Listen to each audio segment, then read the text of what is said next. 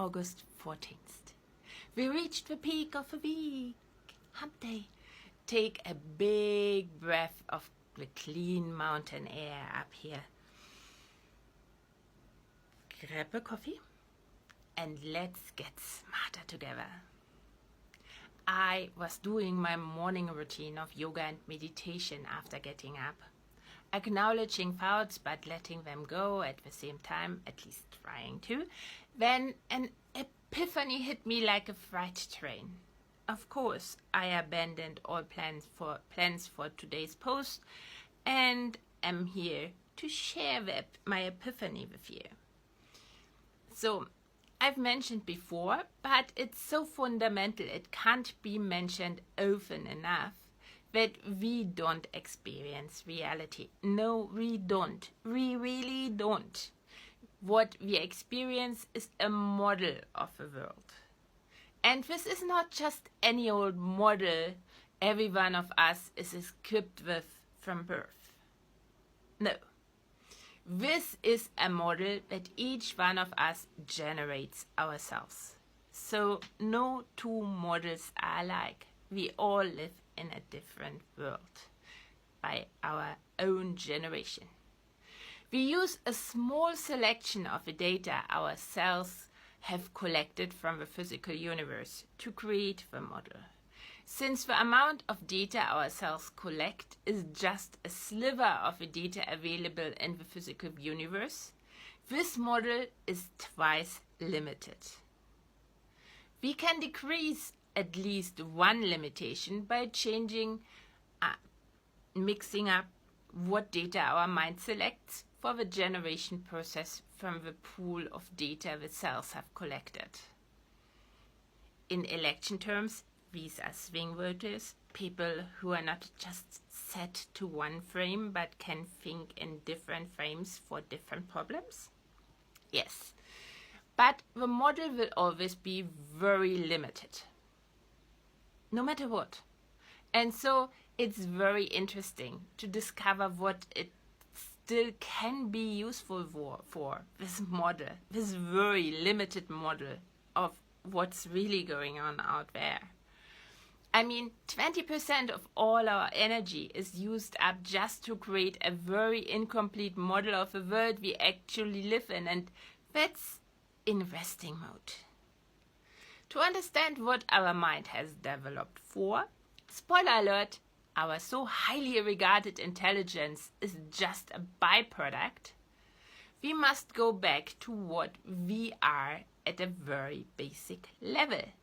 Material things caught in a energy pattern, or really both, a wave and particles all at once, well, quantum universe and all of that.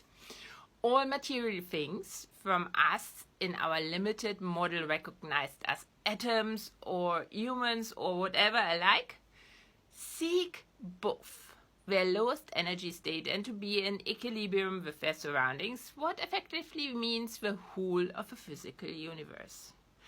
Our mind is a tool of the material things united in us to get closer to these goals, and so its usefulness will be geared toward just that. It's outward facing. So, toward the rest of the physical universe, the so-called surroundings. It's where the material things united in us find partners for the necessary interactions to find the equilibrium and lowest energy state. Hence, the whole world generation process is geared toward optimizing our chances to interact with other material things caught in energy patterns that promise the highest payoff toward the twin goals when interacting with them. So far, so wonderful. It's all about energy exchange with information exchange, and if possible the release of energy when new patterns are established that get everyone closer to their shared goals, all the material things involved. My epiphany now was this. The recipient of the information sought through the tool that's our mind is not our mind. It's our body, The material things united by the energy pattern that makes us up. Energy is information. The more energy is released by forming patterns that allow material things to get to a lower energy state as a baseline, what widens the energy range they can be in, the more information can be exchanged and processed by them. The information tells them about their surroundings, what's necessary to get into equilibrium with it. You can't get into equilibrium with something you can't experience in some way or another, or learn something about it or whatever. Problems start when we identify solely with the mind, with self, with tool, with creation of ourselves. And expect that whatever search the mind conducts, it must pay off for the mind directly. The mind has no ability to decode the information and the energy. It will never even get involved with it, because that's not what it has developed for. And so, there's no direct payoff.